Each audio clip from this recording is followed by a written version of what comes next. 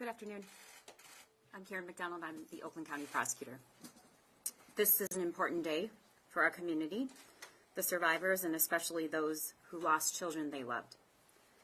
The individual who committed the shootings at Oxford High School pled guilty to all charges this morning, including terrorism. We are not aware of any other case anywhere in the country where a mass shooter has been convicted of terrorism on state charges. No one has ever been convicted of similar charges under these circumstances, an act of targeted violence like this. The pleas today were also important because it guarantees that every person who was in Oxford High School on that day will have a chance, if they want to speak in their own words about how this has affected them. This is the first time ever that all of the victims, including those who were terrorized, will have that opportunity. That's why the decision to charge the shooter with terrorism and the plea today are so important. I've just come from meeting with the victims who were in court today. This is the first time they've heard the shooter, in his own words, detail how he obtained the weapon. I want to be very clear. There were no plea negotiations, no plea offers, no reductions, and no sentencing agreements. I want to thank also everyone who has worked very hard to get us where we are today, particularly the Oakland County Sheriff, Mike Bouchard, standing to my right, and all of his investigators, including the two detectives, Detective Tim Willis and Detective Joe Bryan, and all of the responders on November 30th. I've just recently been told that there were more responders on that day than in any other mass shooting. People came from everywhere in the county to help. And I want to thank every single person who was there that day and who helped get us to this day. I also want to thank our County Executive, Dave Coulter, who's also standing here, and our entire Board of Commissioners. As a county, our elected leaders together to make sure that we could get to this day. When a school shooting happens, we all agree that we can never allow it to happen again. But it does. We need to take what we learned here and what research shows us and work to actually stop these shootings, not to simply respond to them. Mass shootings and gun violence are preventable. That's why I've convened the Commission to address gun violence in Oakland County. We are working to put their expertise and insight into a real plan to reduce the number of people who are killed by gun violence in our county. I know the victims and the public have questions about what's next. The judge set a date for a Miller hearing. At that hearing, the prosecution and defense will present testimony and evidence, not just about the murders, but also about the defendant's background and other factors. After that hearing, the judge gets to decide whether life without parole is appropriate. It's too soon at this moment to know whether or not that hearing will take place, but there is a tentative date. I now would like to bring up our Oakland County Sheriff, Mike Bouchard. Well, thank you. First, I'd like to thank our prosecutor, Karen McDonald, and her team and staff for bringing us to this point, the hard work involved in that, and holding, in my opinion, what is truly a twisted and evil person accountable. This is something that needed to happen. It will never make our victims whole. Obviously, their lives have been inextricably and permanently altered, but I appreciate the efforts in bringing us to this point. From my point, I hope he gets life without parole. He has permanently taken lives away from 4 lovely souls and has permanently affected many, many more. I'd also like to thank, as the prosecutor did, our first responders that went that day and my deputies that went in that building. Everybody that went to that high school was awarded the Oxford pin, and on that pin it has 4 stars for our 4 lost souls. And in the middle of the Oxford O is the number 18. That's how many rounds he had left. And it's my belief that he would have fired every one of those had he not been interrupted by deputies going immediately in. And when you compare it against Parkland or Uvalde, you obviously see the difference. So to all of the first responders that went there and were absolutely determined to go in and did go in immediately, that 18 makes the difference. And so thank you to them, to our executive, the commissioners, for supporting this effort to get us here today. And they need to be held accountable. there's nothing more I can say about that individual than he's evil.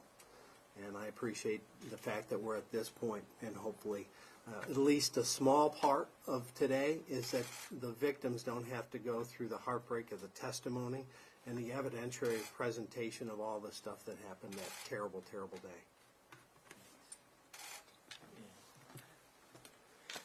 Well, thank you. I'll be brief. Good morning, everybody.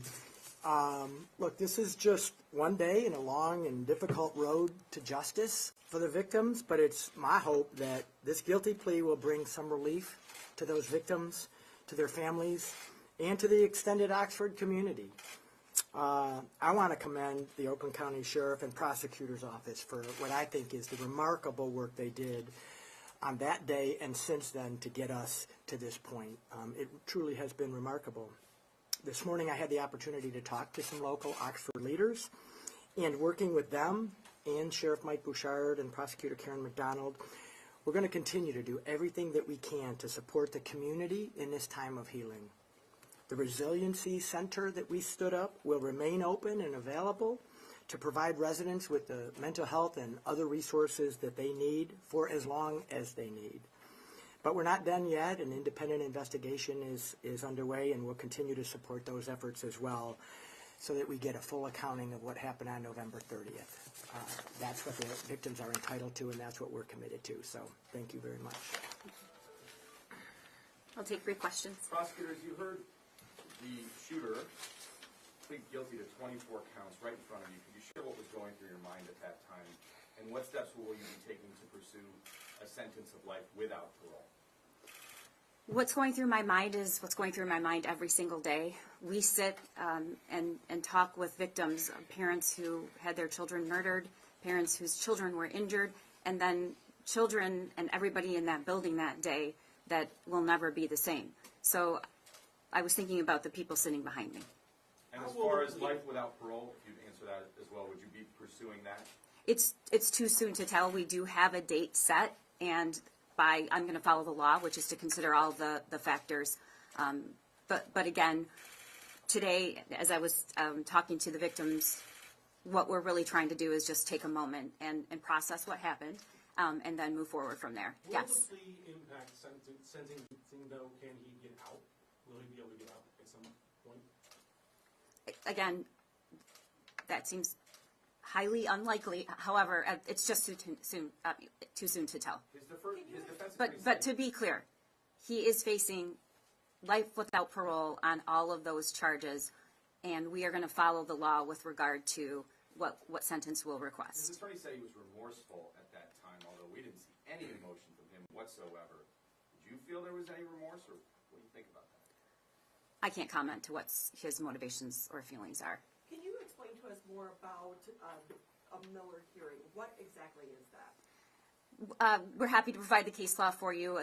When a juvenile is charged and convicted with capital offenses, he's entitled to a certain hearing, and that's what the law provides. The shooter said in court today that his parents bought the weapon and that it was in an unlocked container. Is that going to be used in the case against the parents? I can't comment on the case against the parents, as you know. I can state that he did say in his own words that his father bought the gun with his money that he gave to his father, and that it was not locked. And those facts are very important for his case. We've charged him, and he's been convicted of terrorism, and it goes to his state of mind and his preparation and premeditation. So that is why that was part of his plea. And did you know that was coming? We have been working around the clock with his attorneys, talking to victims, making sure they didn't hear the facts and what's going to happen in this case through the media, because that's not how you want to hear something like that. So I can say that Mark Keast, who's standing over here, and myself have put in many hours to make sure that everybody was prepared for what they were going to hear. The trauma of just being in the same courtroom is immense for these individuals. Is it still possible any school officials could be charged when Ethan pled guilty to, among other things, having the weapon in his backpack? And the school officials were the one that they had authority over him when he was at the school with the gun in his backpack. We've looked at all the evidence and we've issued all the criminal charges that we think are appropriate at this time, so. Has there been any discussion with federal authorities related to possible additional gun crimes? We are in constant communication and working cooperatively with our federal counterparts. Again, the people standing up here have done a wonderful job of working together, and not just people up here, but also in our federal other counties as well. Would you expect federal charges for the parents? I can't comment on that. You said on the high end, life without parole is a possibility, but what would be the low end? What's the other option on the low end for Ethan Crumbley? You know, it's too soon to tell. We don't have that information, but I do want to point out, though, that this is really an important day for the over thousands of people in that community, for the kids in that school, for the parents. Today is about some small closure that this is not going to be a trial. And he pled as charged to all 20. I sat with victims, and this is hard for them. It's emotional, but it's a step forward, and we're relieved. One more question. Were the victims' families anticipating a trial, or were they glad that it didn't happen? We have done our very, very best to the extent possible to be completely transparent, to allow as much information to get to them directly from us, even when we think it's small. Even something like a small adjournment of a pretrial causes trauma. So we have been very diligent in letting them know what to expect. And unfortunately, part of that is we can never give them 100% certainty that anything is going to happen. So Mark and I worked very hard and making sure that today went the way that it was planned to, but you can't ever know for certain. All right, that's the last. I was coming across that there's been another school shooting in St. Louis. 3 kids have been shot. So with that, what did you learn through this process, your office, that maybe can be shared with other departments going forward so that we can try to look at these situations and change them so they don't continue to happen? You know, it's not just about what's sharing with other departments. Gun violence is preventable. That's what I've learned. And the fact that there's another school shooting does not surprise me, which is horrific. We need to keep the public and inform the public on how we can prevent gun violence. It is preventable. It is why I convened the commission, and we should never, ever allow that to be just something we have to live with. Thank you. All right, thank you.